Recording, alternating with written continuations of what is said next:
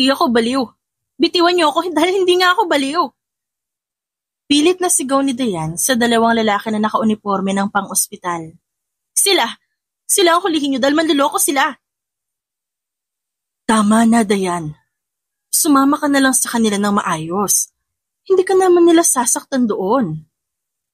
Saad ng kanyang auntie na siyang tumayong magulang niya na.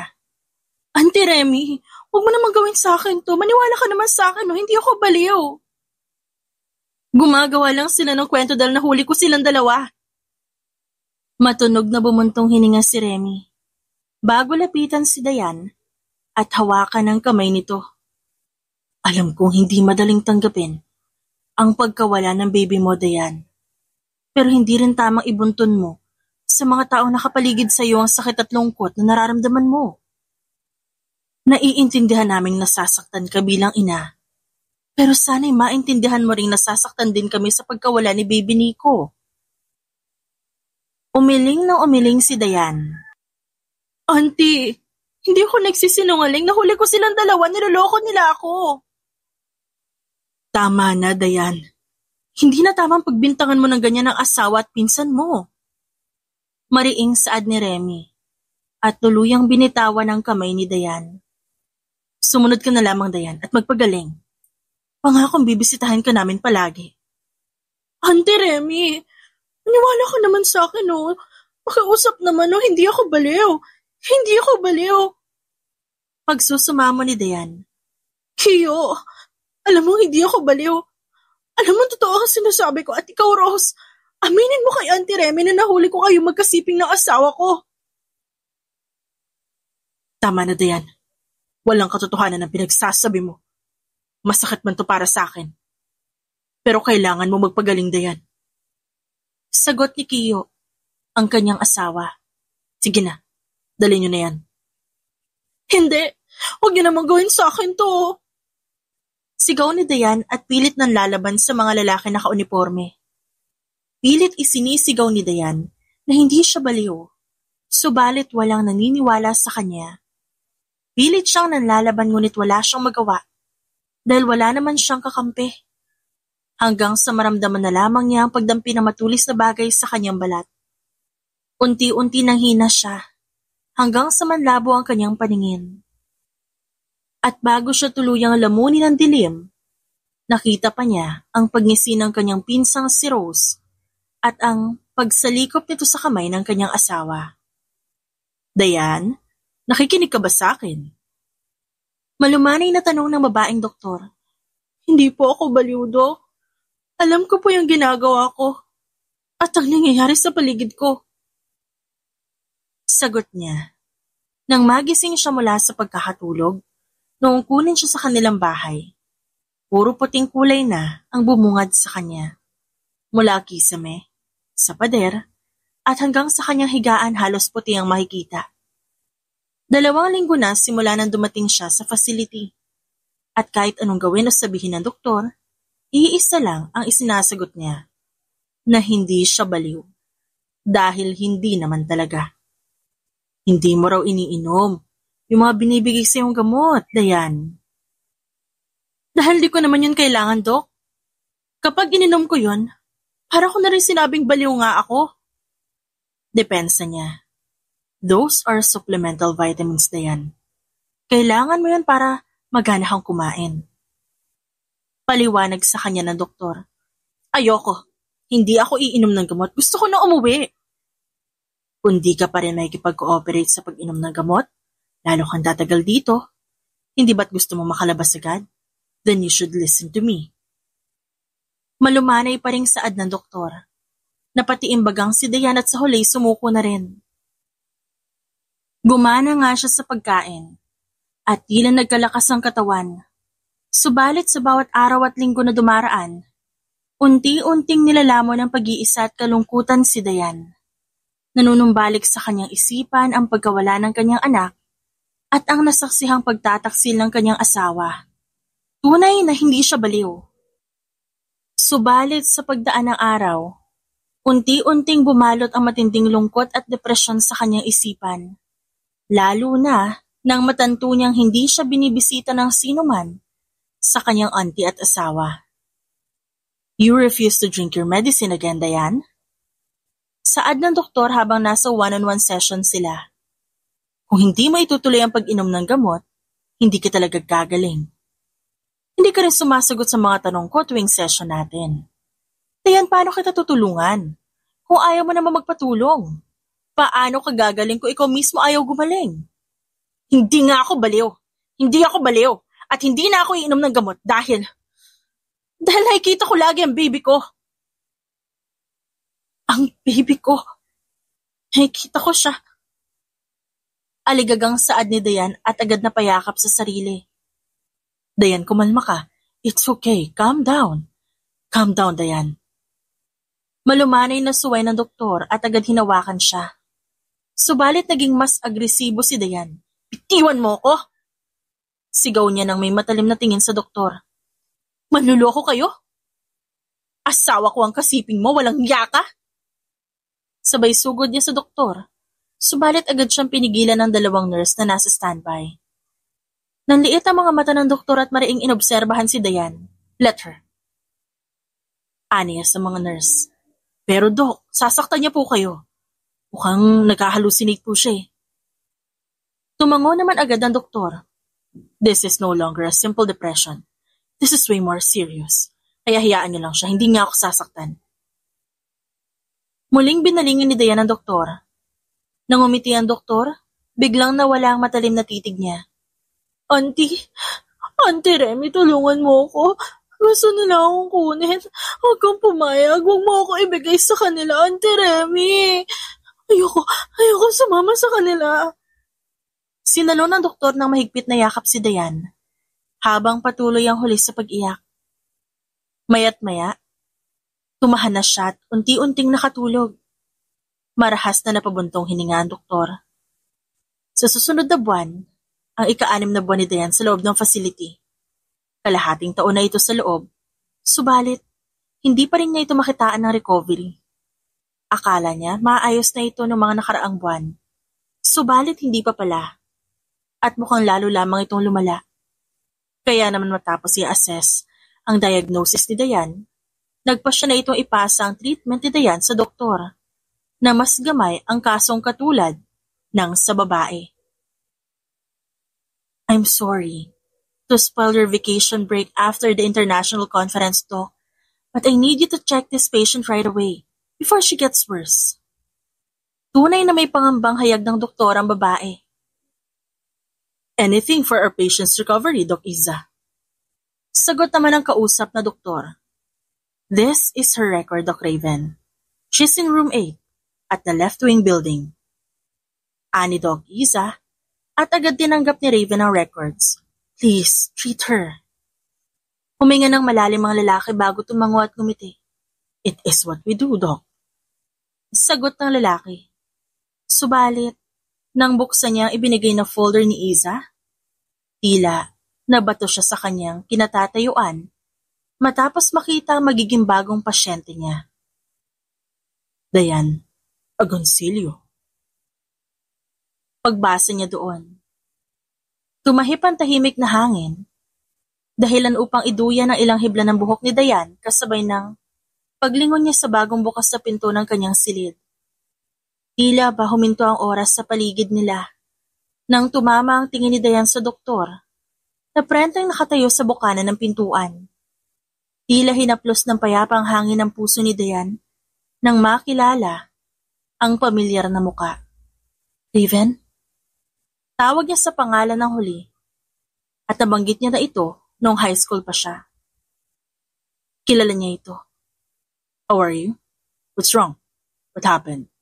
How did you end up here? Tell me, Dayan. Tell me, I'm here.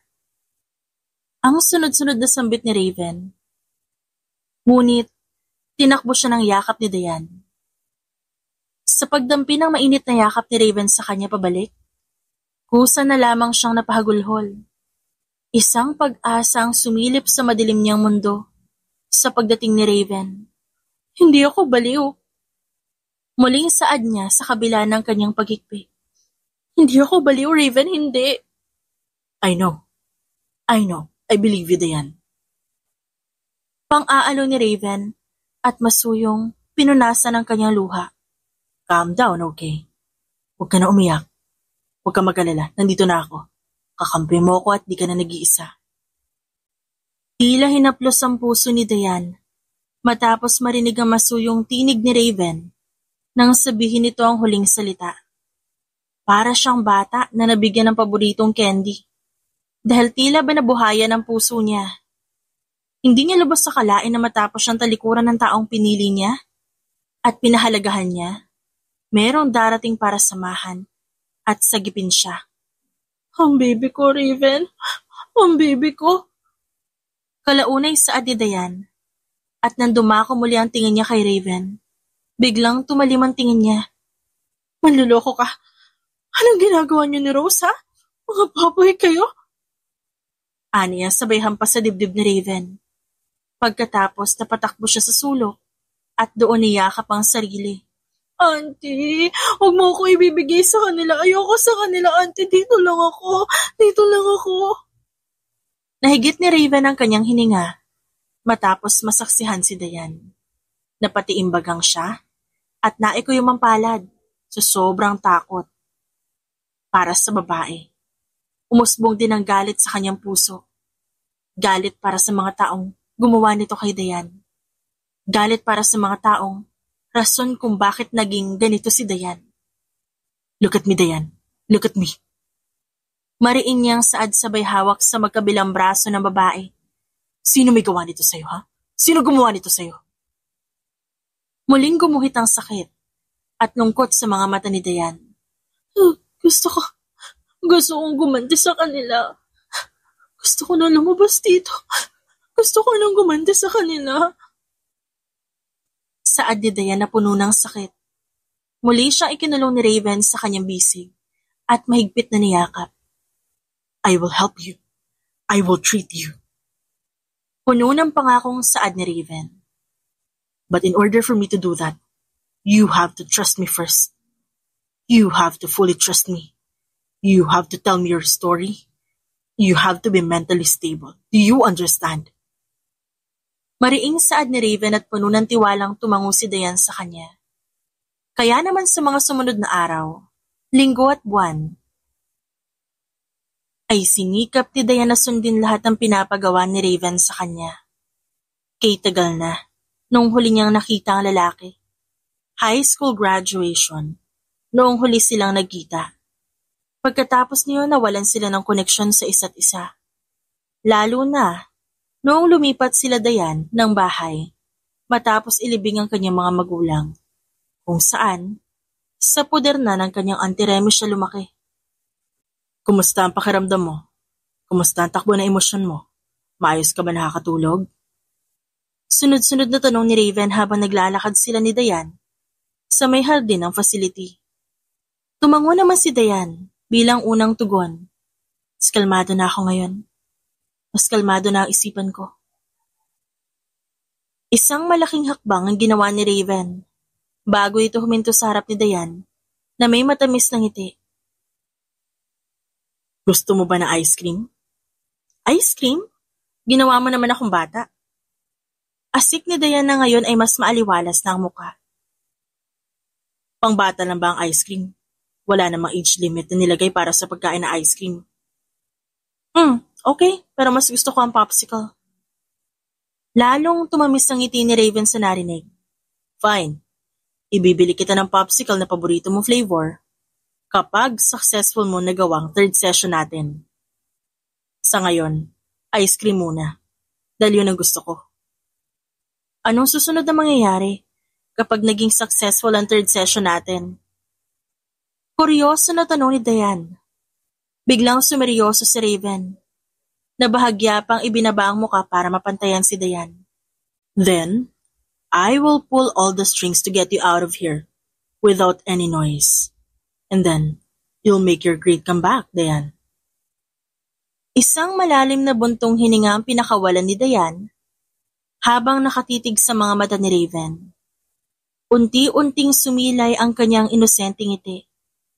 Iyong ngiting kinahulugan ni Raven noon, na muli niyang kinahulugan ngayon. Ang ngiti na araw-araw niyang kahuhulugan. Ang ngiting nais niya makita palagi sa mukha ni Dayan. How's the favor I asked you last time, Vanna? Tanong ni Raven sa kabilang linya. It's strange. But I did not found anything about that name. Agad nagsalubong ang kilay ni Raven. Itiniklop niya ang folder na tinitignan para abutin ang record folder ni Dayan. Paano wala ka nakita? Wala kahit isa? Wala nga. Kahit sa agency, walang existing records na nakapangalan sa Dayan Ramos. Sandaling napatitig si Raven sa larawan ni Dayan, habang puno ng pagtataka ang isip niya. How come? Napairap mula sa kabilang linya si Vanna, na siyang pinsan ni Raven. I don't know. Maybe you got her name wrong? Then, can you try these names? Dayan Agoncillo and Kio Ramos. Mula sa ikalawang palapag ng facility, mariing nakatitig si Raven kay Dayan na naroon sa labas at nakikihalubilo sa ibang mga pasyente ng facility. Puno ng katanungan ang isip ni Raven tungkol sa buhay ni Dayan sa nakalipas na taon. Pero hindi niya pwedeng isatinig ang mga yon dahil baka matrigger muli ang depression nito. Sa nakalipas na buwan simula nang mailipat si Dayan sa kanya, unti-unti na ito nagkakaroon ng recovery. Hindi niya naisasayangin ang tiwalang binigay ni Dayan sa kanya. At sa abot ng kanyang makakaya, tutulungan niya si Dayan. Tutulungan niya ito sa kanyang depression bilang doktor. At tutulungan niya ito makabangon muli bilang isang lalaki. Isang lalaki mula noon na merong malalim na pagtingin para kay Dayan. Confirm. She's really the woman you were talking about. Komento ni Doc Iza na gumulat kay Raven. Don't you dare try to deny it. I can see the look of love in your eyes. Kalmadong bumuntong hininga si Raven bago tumango.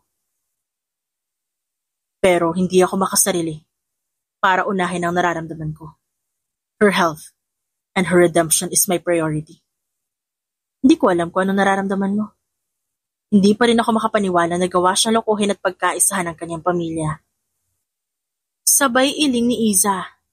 At lalong hindi ako makapaniwalang nabili ng pera ang dating direktor natin para pumayag sa ginawa ng pamilya ni Dayan.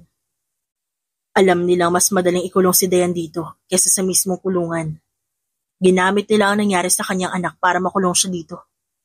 At ginamit din nila ang sarili niyang pera para siguraduhin hindi siya makakalabas dito. May pait na pahayag ni Raven. Inabandon na nila si Dayan. Nakakalungkot lang isipin na sa panahon ngayon, hindi mo talaga masasabi kung sino ang tunay mong magiging kakampi. Kahit kapamilya mo'y pwede ka na rin traidorin. That's why we'll do our best to treat her, so she can take back everything, including her stolen life. Walang mahirap sa taong pursigido. Pero wala ding madali sa taong puno ng trauma. Hindi lamang ang pagkawala ng anak nito, kundi pagtataksil ng asawa nito. At ang panluloko ng pamilya nito ang kailangan malampasan ni Dayan. Kundi maging ang trauma niya noong nawala ang kanyang mga magulang. At noong balak siyang ipamigay ni Remy sa iba, kailangan din niyang malampasan. Masakit man subalit ang unang hakbang. Upang malampasan niya ni Dayan, ay kailangan niya itong balikan. Dayan, I'm here. Masuyong bulong ni Raven. Sabay hawak ng mahigpit sa kamay ni Dayan. You're strong. You can do this. I know you can. Natatakot ako. Natatakot ako, Raven. Pag-amin ni Dayan at agad nangilid ng luha sa kanyang mga mata. Ayos na matakot. Pero tandaan mo nandito lang ako sa tabi mo. Hindi ka nag-iisa, Dayan. Nandito ako. Kakampi mo ako. Kailangan mo lampasan ang depresyon mo. Kailangan mong talunin ang takot mo. Kailangan mong balikan ang nakaraan mo ng buong tapang. Kailangan mo itong labanan. Yun lang ang tanging paraan para gumaling ka, Dayan. At kapag nagawa mo yan, sisiguraduhin ko, sa susunod na araw, makakalabas ka na. Huwag mo akong iwan. Huwag mo akong iwan, Raven. Dito ka lang. Please. Pakiusap na sabi ni Dayan. Lalong hinigpitan ni Raven ang pagkakahawak sa kamay ng babae. Wala akong balak na iwan ka. So be brave and face your fears. Tumango si Dayan at agad sinenyasan si Raven na okay na siya at pwede nang i-play ang CCTV videos sa malaking screen. Sa kanilang likod, naroon na ibang kasamahan nilang doktor na siyang kasama niyang mag-a-assess sa kasalukuyang sitwasyon ni Dayan. Kapag nagawa nitong tanggapin ang hallucination episodes niya, magawa niya ikwento ang kanyang trauma, siguradong mabibigyan na siya ng appeal for release. Sa pagkakataong ito, kailangang mapatunayan ni Dayan na magaling na siya, na nilamon lamang siya ng samot-saring emosyon at hindi talaga siya baliw. Dahan-dahang napailing si Dayan. Hindi siya makapaniwala sa kanyang napapanood. Hindi siya makapaniwala na wala siyang nakikitang kausap na anak sa mga CCTV videos. Hindi siya makapaniwalang ibang tao ang kausap niya sa nakikita niya. Dayan, you see, you were mistaking other people with the people you have in your mind. You are also hallucinating about your son. Mahinahon na saad ni Raven. Ang kanyang kamay ay mahigpit pa rin nakahawak kay Dayan. Matunog ang naging paghigpi ng babae bago tumango. Baliw nga ako. No, Dayan. Look at me. Baliw ako. Baliw ako. Aniya sabay sa bunot sa sarili. Dayan, look at me. Look at me. There. Calm down. Breathe. Breathe, Dayan. Hindi ka baliw. Hindi, okay? Humihikbing inangat ni Dayan ang nanginginig na kamay para haplusin ang mukha ni Raven. Hindi ka rin ba totoo? Wala na akong kakampi. Totoo ako, Dayan. Totoong-totoo ako. So please calm down and get this over. Doc Raven. Pagtawag ni Isa, do you think she can handle it? She can. Puno ng kumpiyansang sagot ni Raven. She's brave. She can get this over. But let's give her a minute to breathe first. Naroon sa itaas ng session room, ang mga doktor kabilang na si Raven habang si Dayan, naroon pa rin sa kanyang upuan at nakatutok sa malaking screen. Wala na siya nakikita sa screen subalit. Naglalaro sa kanyang isipan ang napanood kanina. Sumasakit ang kanyang ulo kakaisip at nais nang sumabog ng kanyang puso. Dahil sa sakit. Subalit ang masuyong pagdampi ng malaking palad sa kanyang balikat ay nagawang kalmahin ang buong sistema niya. Dahan-dahan. Dahan-dahan ang naging pag-angat ng ulo ni Dayan para tignan ang taong nasa likod niya na siyang nagpakalma sa kanya. At walang iba na bumungad sa kanya kundi ang gwapong muka ng lalaking minsan niya nang naging kakampi noon na siyang muling kakampi niya ngayon. Kasabay ang pagduyan kay Dayan sa nakaraan, sa unang tagpo ng landas nila ni Raven. Oh, sandali.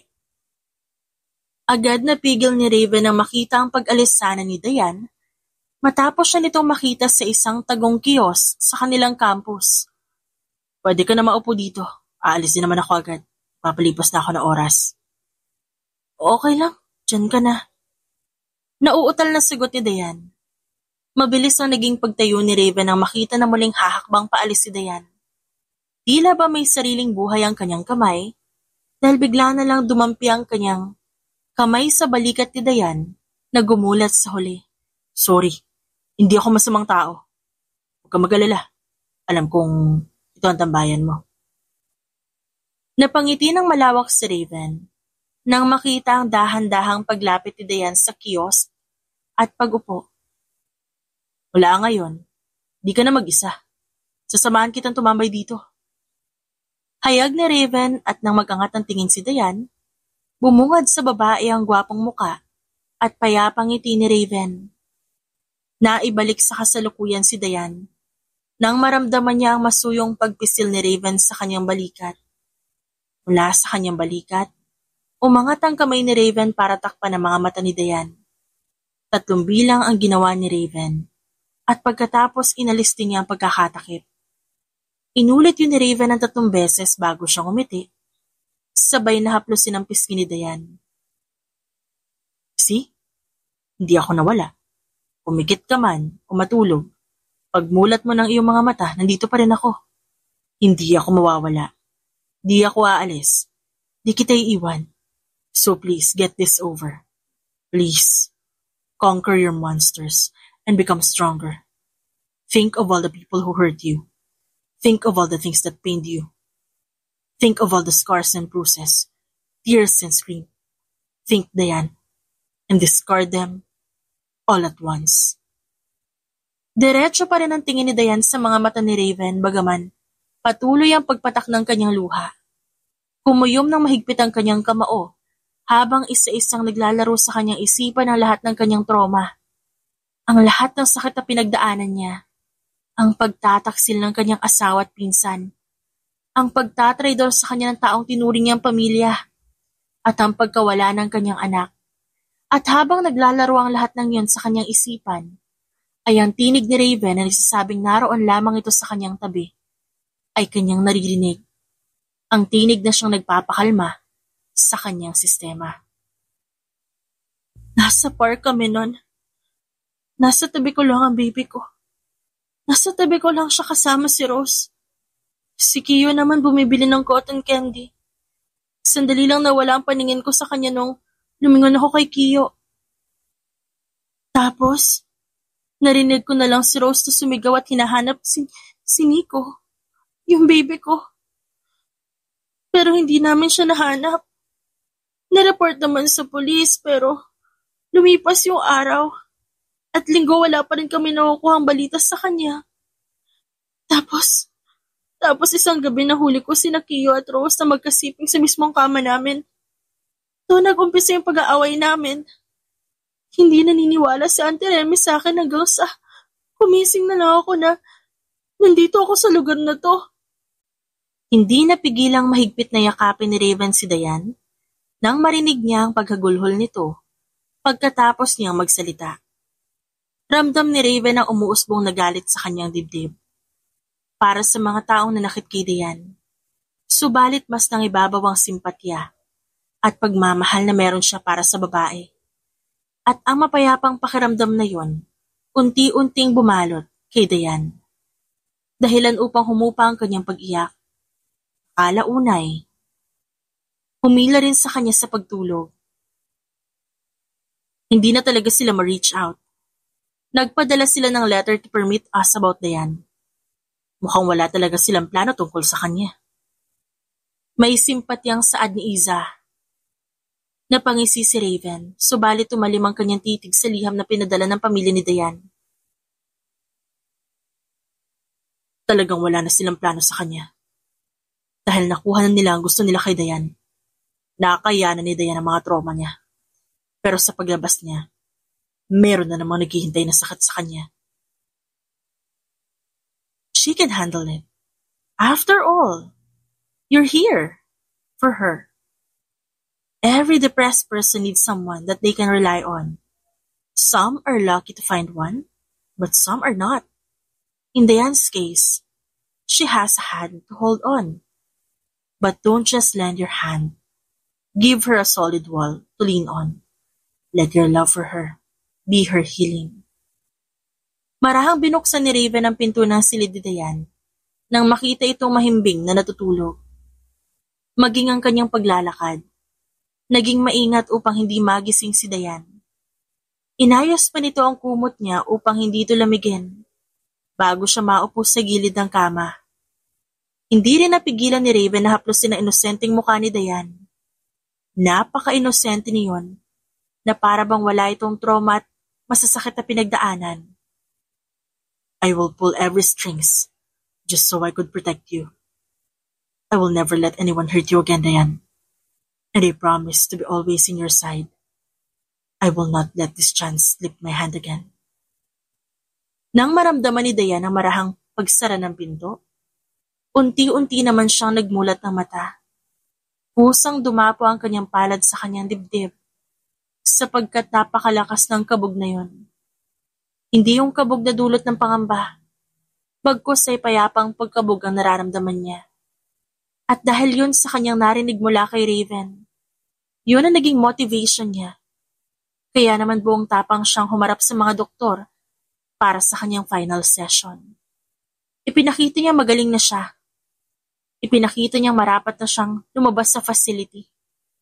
At gamit ang lahat ng koneksyon na meron si Raven, tahimik nitong nailabas si Dayan sa facility nang walang kahit anong impormasyon ang lumalabas patungkol sa release nito. Hindi ko naman bahay ito. Malungkot na tanong ni Dayan habang nasa malayong distansya sila't nakatanaw sa dating bahay na pamanas sa kanya ng mga magulang. Ayoko sanang biglaing ka, Dayan. Pero, nararapat lang na malaman mo na ito agad. Lahat ng properties na nakapangalan sa'yo. Lahat yon naibenta ng asawa mo. Tanggap na ni Dayan pero naikuyom niya ang kanyang palad. Manloloko sila. Hindi ako papayag na ganito lang nila ako tapak-tapakan. Sa loob ng linggong to, mag-adjust ka muna sa buhay sa labas ng facility. Ako nang bahala sa lahat ng kakailanganin mo para makapagbayad sila sa ginawa nila sa'yo. Hindi ko alam kung paano kita mababayaran sa pagtulong mo, Raven. Pero salamat. Maraming salamat. Emosyonal na saad ni Dayan. Matamis namang umiti si Raven. Sapat na sa akin makabangon ka ulit. I just want to see you happy again. Mariing napatitig si Dayan kay Raven na abalang nagluluto sa kusina. Sumandal siya sa pader at malayang pinanood ang lalaki. Hindi niya maalala kung nagkaroon ba siya ng ganitong eksena sa pagsasama nila ni Kiyo bilang mag-asawa. Hindi tuloy niya maiwasang maisip na swerte ang nobya o asawa ni Raven dahil mabuti itong lalaki. Sa kaisipang yun, kuryoso niyang natanong ang lalaki. May asawa ka na rin ba? Bulalas ni Dayan. Nagulat man, agad ding nakabawi si Raven. Good morning. Anong gusto mo? Kape o tsokolate? Tsokolate na lang. Mahinang sagot ni Dayan at nag-aabang pa rin ang sagot mula kay Raven. Maingat na inilapag ni Raven ang chocolate drink sa harap ni Dayan bagong umiti. Huwag ka mag-alala. Walang susugod, sasampal at sasabunot sa'yo kapag nakita kang kasama ako. Pwede mo namang sagutin ng derechahan. Pasaring ni Dayan. Bakit ba kuryoso ka? Nakataas ang kilay na tanong ni Raven. Hindi sumagot si Dayan at umiling na lang. Wala siyang maipintas sa inihandang agahan ni Raven dahil masarap yon. Malayong malayo sa pagkain niya sa loob ng facility. At kahit nakalabas na'y, meron pa ring ilang gamot ang dapat niyang inumin. Mabuti na lang. Hindi yun nakakalimutang ipaalala ni Raven sa kanya. Sa sumunod na araw na masyal sila sa mall, kahit ayaw ni Dayan wala siyang nagawa ng bilhan siya ni Raven ng mga bagong damit at gamit. I'm sure that you don't remember me that much but I'm Vanna, Raven's cousin. Magiliw na pakilala ni Vanna sa sarili. Natatandaan kita. Nakangiting sagot ni Dayan. I'm happy to hear that, but let's get to the business. Saad ni Vanna at agad kinalkalan dalang folder. Ito ang lahat ng mga records at reports na hiningi ni Raven. Para magawa mo yung paniningil mo sa kanila. Kailangan mo munang malaman ang ganap nila sa buhay para alam mo kung saan ka magsisimula. Maang na napaangat ng tingin si Dayan kay Raven at Vanna matapos mabasa ang isang dokumento. Tama ba yung pagkakaintindi ko dito? Annulled na yung kasal namin? Paano nangyari yun? Wala naman ako natatandaang mayroon akong pinirmahang annulment paper. At hindi naman kailanman bumisita si Kiyo-san sa facility. That only means that they forged your signature. Isa pa'y malakas ang laban niya dahil nasa loob ka na mental facility at baliw ka kuno. Yun ang ginamit nila kaya napakadali niyang naanal ang kasal niyo. At syempre, under the table process, if you know what I mean. Tahasang hayag ni Vanna bago ipaibabaw ang isang dokumento. At ang malala, 2 buwan pagkatapos na maanal yung kasal nyo, nagpakasal na sila ng pinsan mo. Napunta rin sa kanya lahat ng property at perang nasa pangalan mo dahil naging shared properties na rin yun nung ikinasal kayo. I'm sorry to say this, but you were left with nothing, Dayan. Malayang naglalakbay ang isipan ni Dayan habang nakatanaw sa overlooking na syudad mula sa glass wall ng kondo ni Raven. Sa tulong ni Raven, nagawa niya makapag-adjust na mabilis simula na makalabas siya sa facility. Kasabay niyon ang pagkalap niya ng mga impormasyon tungkol sa kasalukuyang bahay ni Kio at Rose pati ang buhay ng mga ito. Sa ilalim ng pag-iisip ni Dayan, hindi niya naramdaman ang pagdating ni Raven sa kanyang likod. I know. I promise you that I'll stay beside you. But then I realized I have to let you stand on your own. Huwag kang mag-alala. Nasa likod mo lang ako palagi. Hindi man kita masasamahan sa France. Sisiguraduhin ko pa rin gagawa ko ng paraan para makabisita kahit paminsan-minsan. Masuyong hayag ni Raven habang nakapamulsa.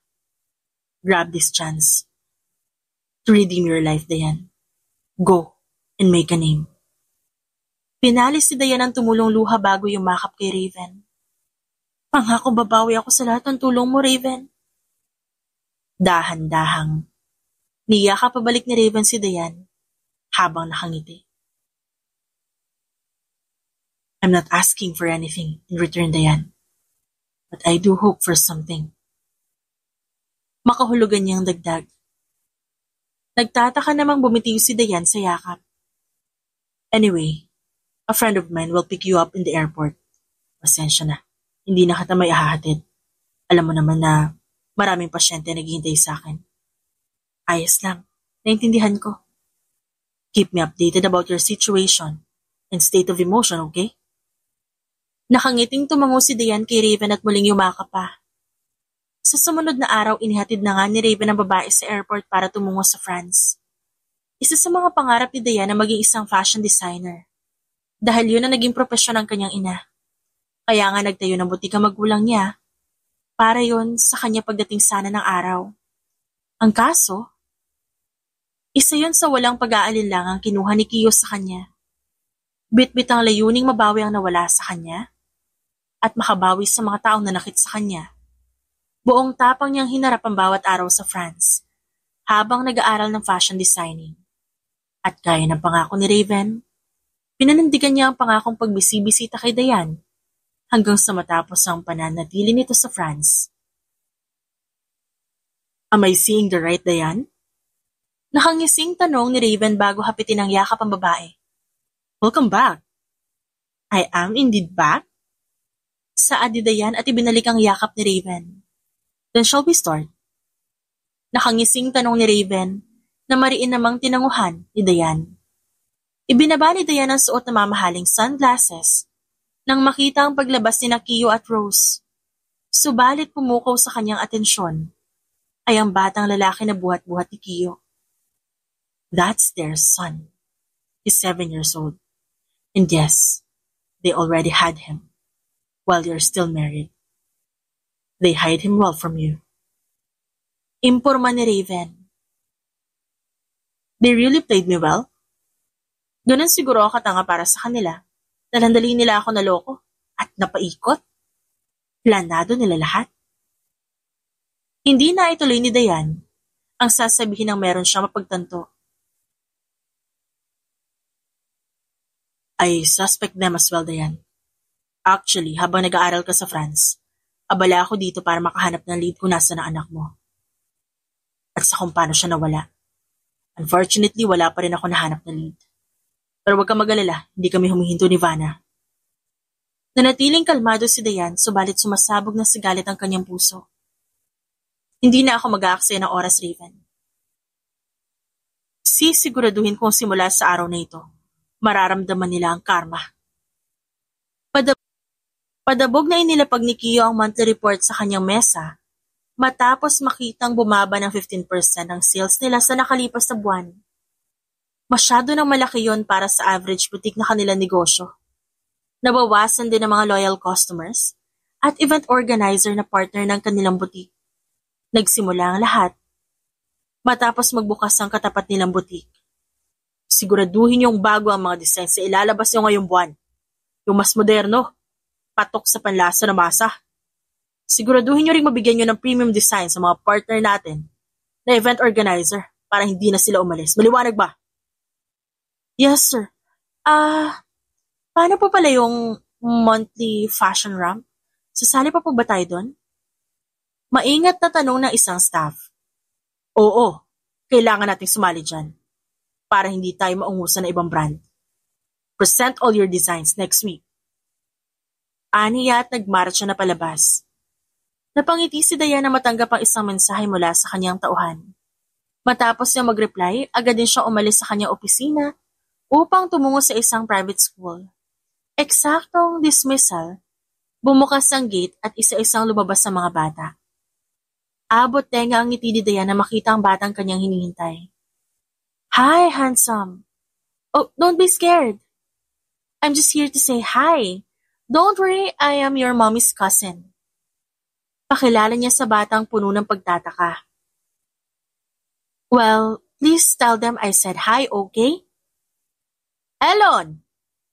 Kabadong tawag ni Rose nang makita nito ang anak na may kausap na babae. Tumuwid ng tayo si Dayan at agad inayos ang suot na ternong red suit. Bago muling isinuot ang malaking sunglasses niya. Sino ka? Anong kailangan mo sa anak ko?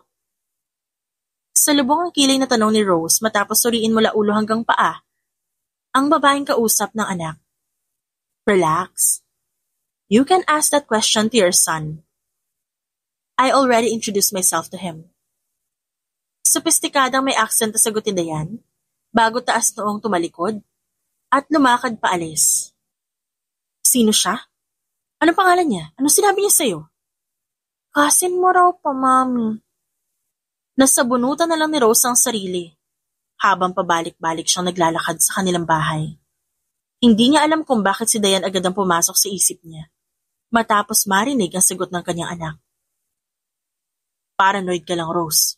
Kumalma ka at baka ikaw ang mabaliw gaya ni Dayan. Walang pakialam na saad ni Remy sa anak. Ma, hindi ako nakikipagbiruan. Kailangan nating tingnan kung nasa mental hospital pa rin yung babae na yon. Paano kung nakalabas na siya? Lintik. Paano makakalabas yon? Nagbayad na tayo ng malaki para makulong siya sa mental, di ba? Asik ni Remy. At kung nakalabas na siya, hindi ba tayo ang una makakaalam? Dahil tayo ang nakarehistrong guardian niya? Huwag ka na mag-isip ng kung ano-ano dyan at baka ikaw ang sumunod ay pasok doon. Mas mabuti na yung sigurado tayo, Mama. E di puntahan mo. Ikaw ang pumunta sa mental na sa ganun, maalis niya ang praningan mo. Sabay dabog ni Remy sa hawak na sandok. Sorry, Ma'am. Pero hindi pa gusto tumanggap ng bisita ang pasyente. Imporma ng nurse nang bumisita sina Rose at Kiyo sa mental facility. Pero nandito pa po siya sa loob? Muling tanong ni Rose ay 10 beses. Opo, Ma'am. Kung gusto niyo po, magpaalam tayo sa doktor ni Ma'am Dayan para makita niyo siya through CCTV sa kanyang silid. Suhestyon ng nurse at palihim na napangisi nang agad sumang-ayon sila Rose. Ganyan siya palagi? Maang na tanong ni Rose habang pinapanood ng CCTV kung saan nakaupo lang si Dayan at yakap ang isang manika. Gumagaling na ba yung kabaliwan niya, Dok? Sad to say, but she's getting worse day by day. Walang buhay na sagot ni Raven. Abot tenga ang pagngisi ni Kiyo at Rose nang marinig ang sagot ni Raven. O sige, Dok, mauna na po kami. Nagbabaka sakali kaming ayos na siya pero hindi pa pala. Tanggapin niyo na lang ito, Dok, pang merienda niyo. Pasasalamat na lang sa pag-aalaga niyo kay Dayan. Alam ko hindi madali mag-asikaso ng baliw. Sabay abot ni Kiyo ng 2,000 pera. I don't need your money. Take it back. You might need it someday, sir. I'll inform her about your visitation. Padabog na sinara ni Kiyo ang pinto ng kanilang sasakyan. Di ko gusto ang doktor na yon, mayabang. Masyado mayabang. Yaan mo na. Ang importante sigurado na tayo nasa loob pa rin ng mental institution na yun si Dayan. Sabay na dumating sa butika mag-asawa subalit. Hindi pa man din sila nakakapagpahinga. Bigla na lang bumukas ang pinto ng opisina ni Kiyo. Iniluwan niyo ng isang staff na hindi maipinta ang muka. Sir, nag-cancel po yung 3 consignment natin. Ngayon lang po sila nag-cancel kung kailan tapos na yung shipment ng mga product. Anak ng pating. Sino yung mga yan? Akin at tatawagan ko sila. Aniya, subalit tumipas ang isang oras, wala ring nagawa si Kiyo. Dahil nanindigan na ang consignment na cancelled order na sila. Punyeta! Alamin mo kung bakit sila biglang nag-cancel. Sigurado akong sinasabotahe tayo ng bagong butik sa tapat. Pang-aakusa ni Rose. Sa kalagitnaan ng kanilang init ng ulo, isa muling staff ang pumasok sa opisina. Sir, good news! May invitation po tayo mula sa organizer ng French Style para mag-participate sa gaganaping fashion show. Ang mapipiling mga designs, mafe-feature sa magazine at ang company brand magkakaroon ng exclusive 3-year contract sa partnership. Kasama yung bagong sikat na brand na Glacier. Umaliwalas ang mukha ni Kiyo at agad tumuwid ng tayo. Ayos. Kung ganun, hayaan nyo na ang mga nag-cancel. Mag-focus na lang tayo sa paggawa ng mga magagandang designs. Kailangan nating makuha to bago pa tayo mabankrupt. Ang paglapag ni Raven ng malamig na juice sa harap ni Dayan, ang nagpabalik sa kanya sa wisyo. Kanina pa pala siya nakatitig sa bank transfer notice na hawak niya. Matapos ang gaban ni Kiyo ang patibong na fashion show, tahimik namang kumilos si Dayan para mabawi ang pera niya. Sa tulong na ekspertong abogado, nakakilala ni Raven, tahimik nilang na-retrieve ang pera na kanya naman talaga. Maging ang bahay na ibinenta nila Kiyo, nabili niya na rin pabalik. Parang di ka masaya. Maingat na tanong ni Raven. Matunog ang naging pagbuntong hininga ni Dayan. Dahil, iniisip ko pa rin yung anak ko. Ginagawa ko lahat ng to para sa kanya. Binabawi ko lahat para sa kanya. Pero hindi ko alam kung may bibigay ko pa ba to sa kanya. Emosyonal na saad ni Dayan. Cry. Just cry, Dayan. It's okay to cry. Pang-aalo ni Raven habang yakap ang babae. Gabi-gabi ko pa rin siya napapanaginipan. Araw-araw ko pa rin siya naiisip. At hanggang ngayon, hindi ko pa rin maiwasang sisihin yung sarili ko sa pagkawala niya. Wala akong kwentang ina, wala. Hindi totoo yan. Huwag mong isipin na wala kang kwentang ina. Dahil kung wala kang kwentang ina, hindi mo gugustuhin at kakayanin gumangon muli pagkatapos mo madapa. Kung wala kang kwentang ina, hindi mo gagawin ang lahat ng ito para sa kanya. Kung wala kang kwentang ina, dapat matagal ka na sumuko pero hindi mo ginawa. Dahil sa puso mo alam mong buhay pa siya. Alam mo may pag-asa pang mahanap mo siya. Puno ng sinseridad na hayag ni Raven. Kaya't huwag mong sisihin ang sarili mo, Dayan. Huwag kang panghinaan.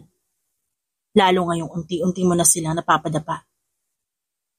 Pinahid ni Dayan ang sariling luha bago tumango sa sinabi ni Raven. Di ko alam kung paano kita pasasalamatan sa lahat, Raven.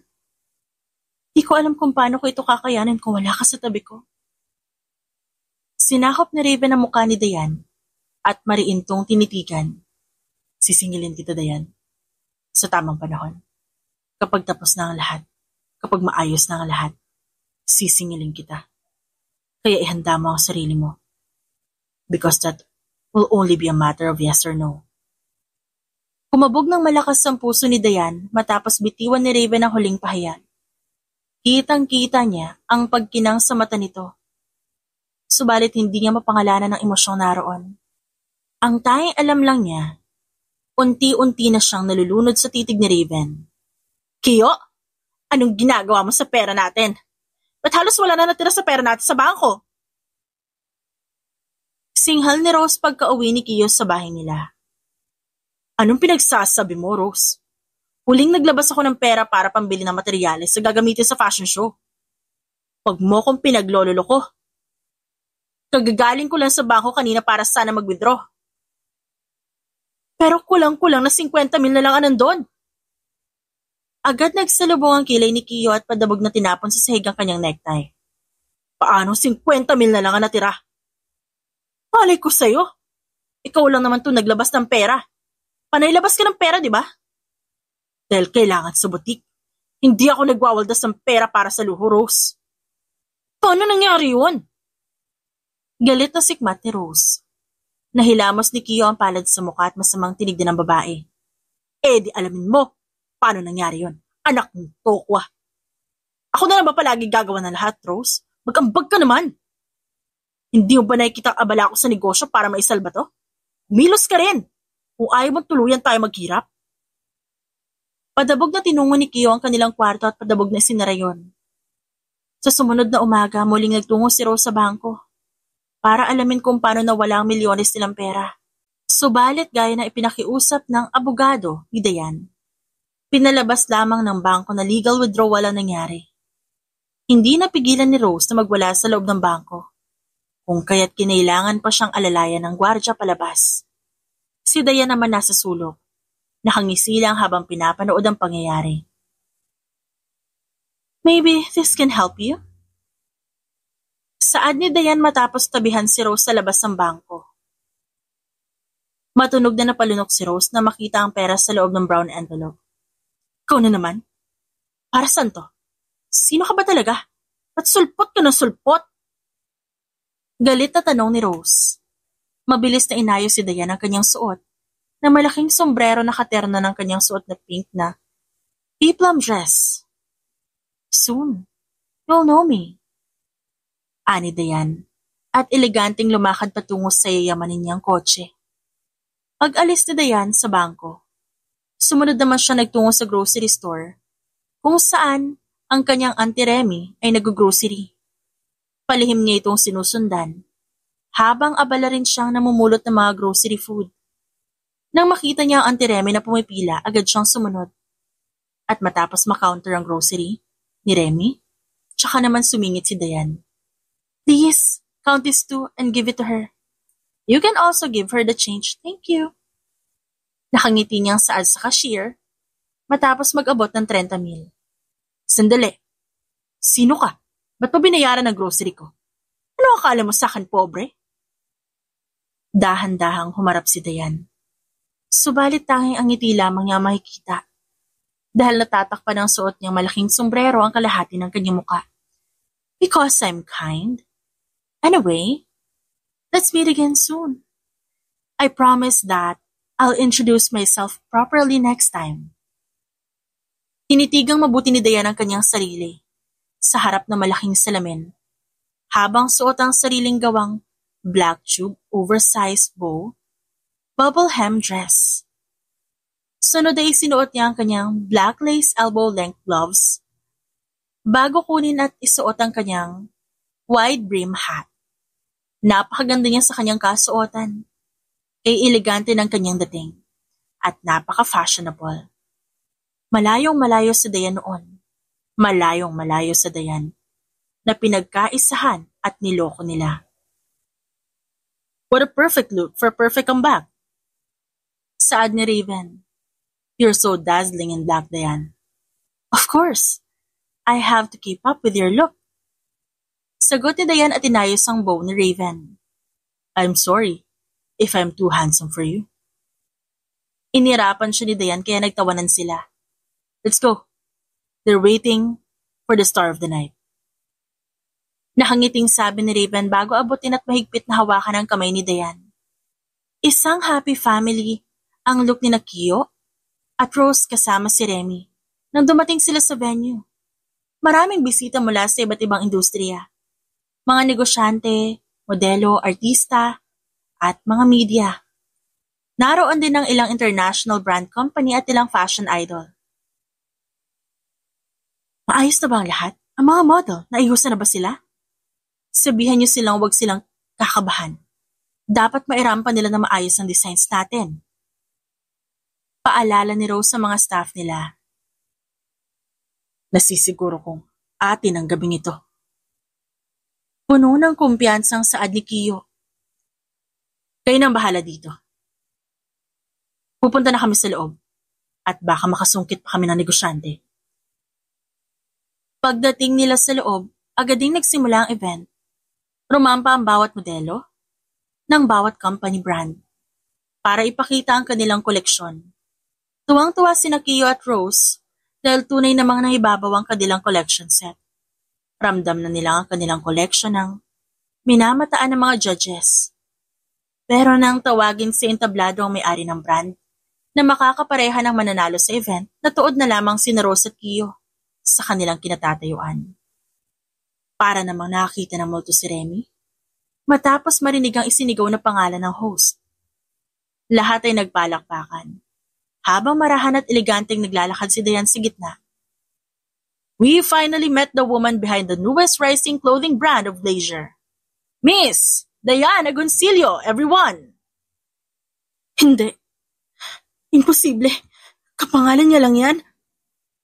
Asik ni Rose habang nanginginig na ang buong katawan dahil sa kaba. Tama. Malabo nga Dayan, nakakilala natin yan. And to join Miss Dayan, please welcome the winner of this fashion show, the E&R Boutique owned by Mr. and Mrs. Ramos. Ma'am, sir, please come in the stage. Paanyaya ng host. Nanginginig man sa kaba na natiling nakataas ang noo ni Kiyo at Rose. Nagawa pa nilang umiti sa taong nagko-congratulate sa kanila. Paakyat sa stage, kusang gumalaw ang kamay ni Kiyo para sana makapagkamayan kay Dayan. Subalit, tinignan lamang yun ang huli. Miss Dayan, a word for Mr. and Mrs. Ramos, please. Anang host at binigyan ng mikropono si Dayan. Malawak ng ngiti ang iginawa ni Dayan sa mga bisita bago balingan ng dalawa. I'm sorry to say this, but I won't accept you as my brand's partner. I don't accept someone who stole something. I don't like cheap, and cunning people. Hayag niya dahilan para magbulungan ng mga tao kasabay ng pag-flash ni Dayan sa screen ng kanyang personal portfolio designs. Hindi totoo yan!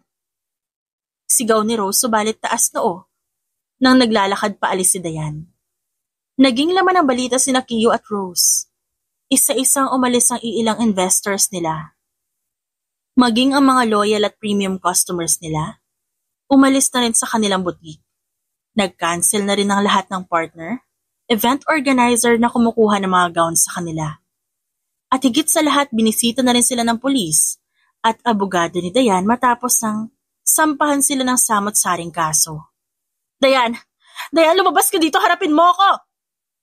Sigaw ni Rose sa harap ng butik ni Dayan. Tiwan mo ako, iharap mo sa kanya amo mong baliw! Let her, Manong. Saad ni Dayan sa gwardya. Anong kailangan mo sa baliw na tulad ko? Sarkastiko niyang tanong. Walang iya ka!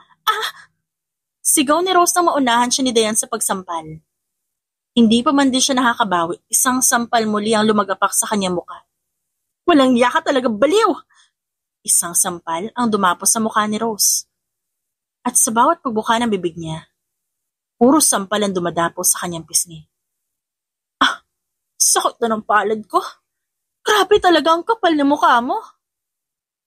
Iiling-iling pang saad ni Dayan. Galit na nag-angat ng tingin si Rose.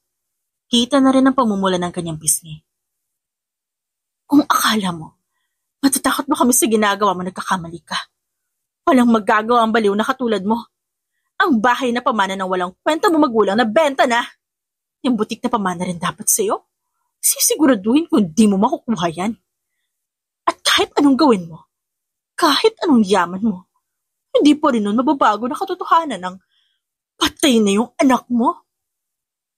Isang mas malakas na sampal ang dumapo kay Rose. Ayos lang. Pwede ko namang ipalit ang anak mo. Nanlaki ang matang bumangon si Rose nang marinig niyang sinabi ni Dayan. Baliw ka! Huwag mong idadamay ang anak ko dito. Kung ganon, mamili ka. Ang anak mo, ang asawa mo, o ang ina mo? Hindi mo na pala kailangan mamili. Lahat naman kayo makukulong sa bilangguan. So pwede sa ampunan mapunta ang anak mo. O pwede ring ampunin ko na lang siya. The latter sounds nice, right?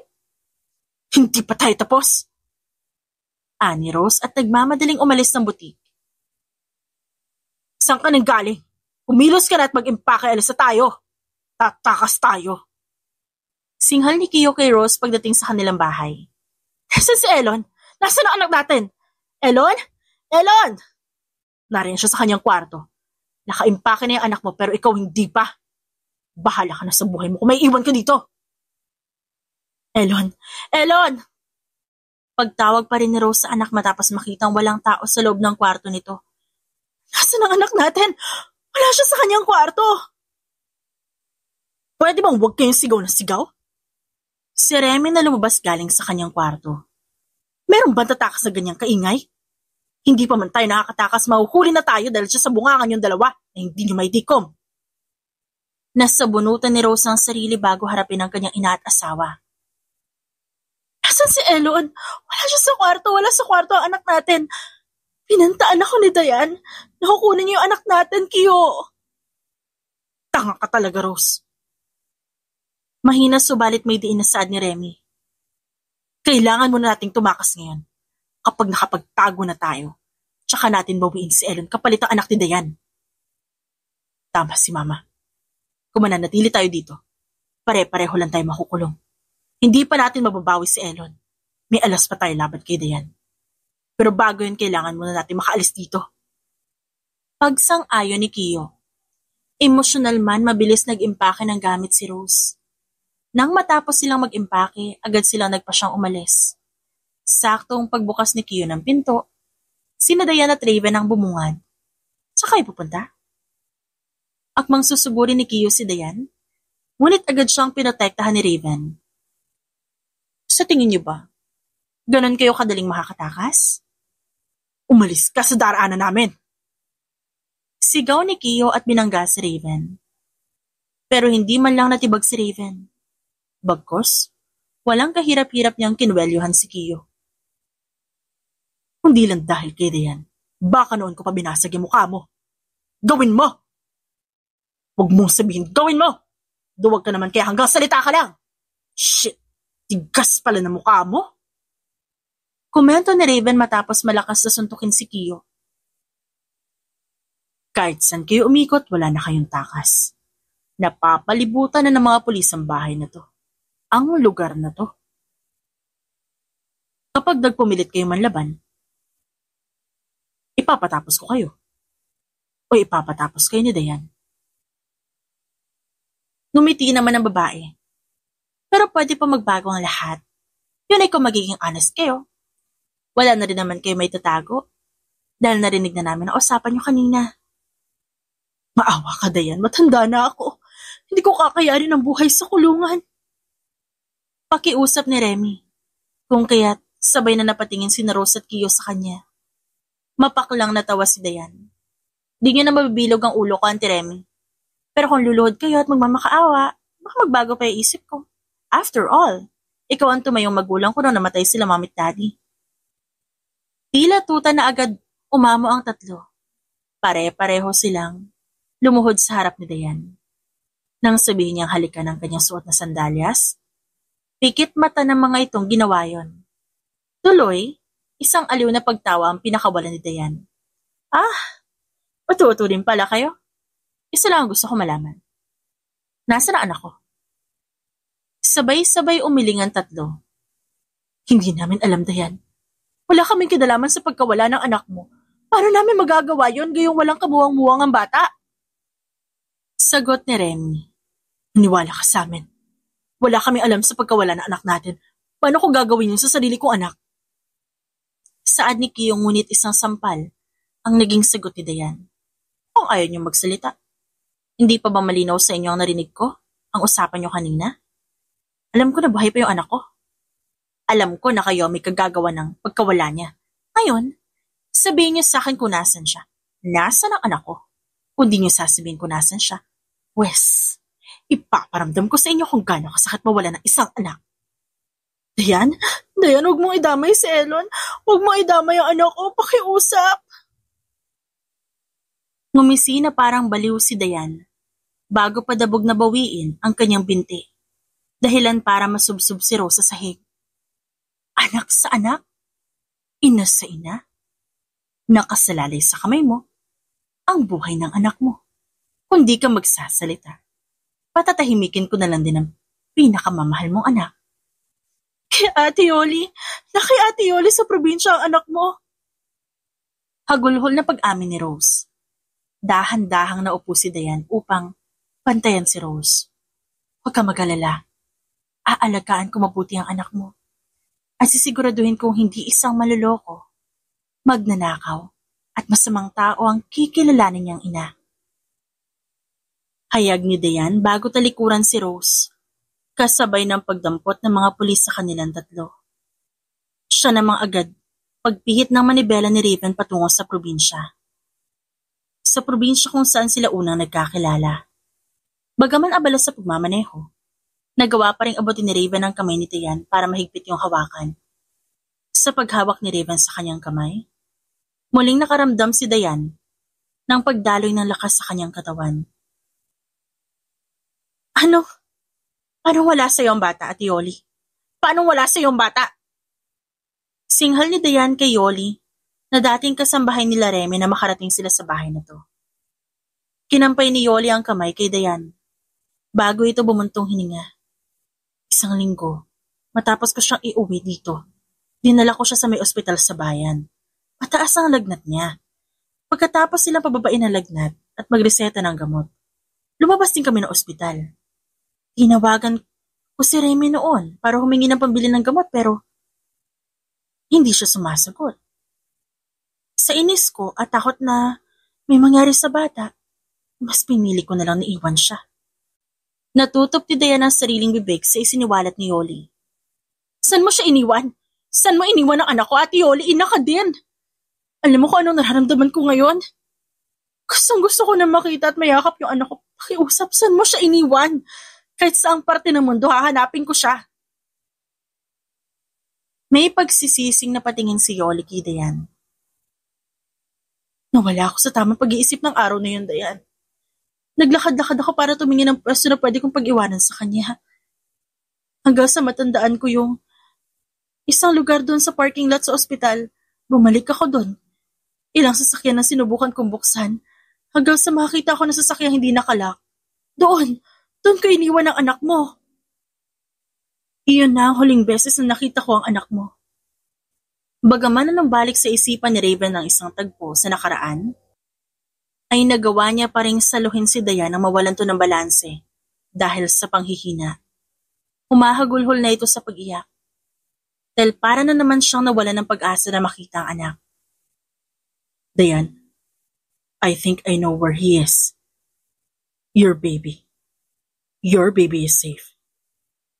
Your baby. Nico. I found him. Siya yung bata na tagpuan ko sa kotse ko noon. Hindi lang tinik kundi malaking tipak ng bato ang nabunot sa dibdib ni Dayan nang marinig ang sinabi ni Raven. Wala na silang inaksayang oras at agad na binyahe ang bahay ni Raven na nasa kabilang barangay lang. At para pang panaginip lang ang lahat habang papalapit si Dayan sa kanyang anak na naroon sa sala ng bahay ni Raven at naglalaro. Parang panaginip. Nang muling masilayan niya ang ngiti ng kanyang anak. At nang yakapin niya ito hindi man lang umiyak ang bata. Bagkus, isang masuyong pagbalik ng yakap ang ginawa nito. Na tila baramdam ng bata na kayakap ang isang tunay na ina. Tunay ngang paglayuin man ang mundo, paghiwalayin man ang panahon, hindi kailanman malilimutan ng ina ang koneksyon na meron siya sa anak. Pakiusap, Dayan. Pakiusap. Huwag mong ibibigay sa iba yung anak ko. Huwag mo siya ipaalaga sa iba na ikiusap ako. Puno ng pakikiusap na saad ni Rose, matapos silang hatulan ng korte. Hindi ako kasing sa Mama Rose. Hindi mo maaalisahan ang pagiging ina. Kahit bunga siya ng panuloko niya sa akin. Hindi ko pa rin siya idadamay sa ganitong klaseng bagay. Hindi ko pa rin kayang gawin ang kasamaang nagawa niya sa anak ko. Kamagalala, hindi ko man siya tunay na anak. Dugo man na manluloko ang dumadaloy sa dugo niya. palalakihin ko siya ng tama. Dahil walang ina ang nanaising mapariwara ang bata. Kahit pa hindi niya ito tunay na anak. Tanging paghagulhol lang ang nagawa ni Rose nang tuluyan silang alalayan ng mga pulis matapos ang hearing. Hindi man siya ang kinalakihang ina ni Elon, handa pa rin siyang maging isang huwarang ina para sa bata. At hindi man siya ang kinasanayang ina ng anak niya, handa pa rin bawiin ni Dayan ang bawat araw na lumipas para maging ina sa kanyang anak. Hindi man niya alam kung paano magsisimula sa pagiging ina sa dalawang bata. Buong puso pa rin niyang pinanindigan ang responsibilidad niya bilang ina. Subalit ang hindi niya alam, isang tao pala ang handang samahan siya sa responsibilidad ng pagpapalaki ng bata. Isang tao na handang samahan siyang bumuo ng panibagong pamilya. Pwede na ba ako maningil, Dayan? Sambit ni Raven sa kawalan. Mula sa mga bituing nasa kalangitan, bumaba ang tingin ni Dayan sa katabing lalaki. Sasapat kaya ang pera na meron ako sa halaga ng sisingilin mo? What I'm going to ask is priceless, Dayan. Nakagat ni Dayan ang ibabang labi nang maramdaman niya ang pagkabog ng kanyang dibdib. Ano pa ang hihingin mong kabayaran, Raven? Ang pag-ibig mo. Ang puso mo. Ang buong ikaw, Dayan. Kasabay ng pag-ihip ng malamig na hangin, ay ang malakas sa pagkabog ng puso ni Dayan. Hindi siya sumagot sa tanong ni Raven. Bagkus isang mabilis na halik ang ginawad niya sa lalaki. Hudyat na hindi lamang ang puso at pag-ibig ang ibibigay niya dito, kundi ang kanyang sarili. Handang-handa siyang ibigay sa lalaki. Buong buhay niya. Yun ang kaya niyang ialay para kay Raven. Sa pagdampi ng labi ni Dayan, tuluyan ang sumabog ang nararamdaman ni Raven. Usang kumilos ang kanyang kamay para hapitin si Dayan at dalhin ito sa panibagong umaga. Mama! Si Reggie nagsasalita na! Sigaw ni Nico mula sa sala. Ito ang nagbabantay sa kapatid. Bilis, Mama! Nagsasalita na siya! Saad naman ni Elon na nandun din sa sala. Ano sabi niya? Mas excited na tanong ni Raven na galing pa sa labas ng bahay.